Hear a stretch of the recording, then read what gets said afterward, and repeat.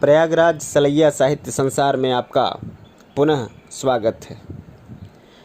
कहते हैं कि माँ के प्यार से बढ़कर दुनिया में कुछ भी नहीं है।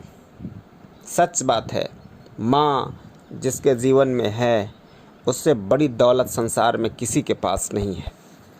आज आपके समक्ष मेरी माँ शीर्षक से पंडित राम प्रसाद बिस्मिल द्वारा लिखी हुई आत्मकथा आपके बीच में अपने आवाज़ में रखना चाहता हूँ। पंडित राम प्रसाद बिस्मिल की यशस्वी आत्मकथा मेरी माँ। 11 वर्ष की उम्र में माताजी का विवाह शाहजहाँपुर में आई। वो उस समय आप नितांत अशिक्षित एक ग्रामीण कन्या के सदृश थीं। शाहजहाँपुर आने के थोड़े दिनों बाद ही दादी जी ने अपनी छोटी बहन को बुला लिया। उन्होंने ही गृह कार्य में माताजी को शिक्षा दी। थोड़े ही दिनों में माताजी ने सभी गृह कार्य समझ लिया और भोजनादि का ठीक ठीक प्रबंध करने लगी। मेरे जन्म के 5 या 7 वर्ष बाद उन्होंने हिंदी पढ़ना आरंभ किया। पढ़ने का चाव उन्हें स्वयं ही पैदा हुआ था। मोहल्ले की संग सहेली जो घर पर आ जाती थीं, उन्हीं में से जो शिक्षिता थीं, माताजी उनसे अक्षर बोध करतीं। इस प्रकार घर का सब काम कर चुकने के बाद जो कुछ समय मिल जाता उसमें पढ़ना लिखना करती। परिश्रम के फल से थोड़े ही दिनों में वे हिंदी की पुस्तकों का अवलोकन करने लगीं। मेरी बहनों को छोटी आयु में माताजी की शिक्षा दिया करती थीं। जब से मैंने आर्य समाज में प्रवेश किया तब से माताजी से खूब बातचीत होती थी। यदि मुझे ऐसी माता न मिलती तो मैं भी अति साधारण मनुष्य के भांति संसार में फंसकर जीवन निर्वाह करता। शिक्षादि के अतिरिक्त क्रांतिकारी जीवन में भी उन्होंने मेरी सहायता की है, किंतु इनका सबसे बड़ा आदेश मेरे लिए यही था कि किसी की प्राण हानि न हो। उनका कहना था कि अपने शत्रु को भी कभी प्राण दंड न देना। जन्मदात्री जननी, इस जीवन में तो आपका ऋण चुकाने के प्रयत्न करने का अवसर भी न मिला। इस जन्म में तो क्या, यदि अनेक जन्मों में भी सारे जीवन प्रयत्न करूं तो आपके ऋण नहीं हो सकता।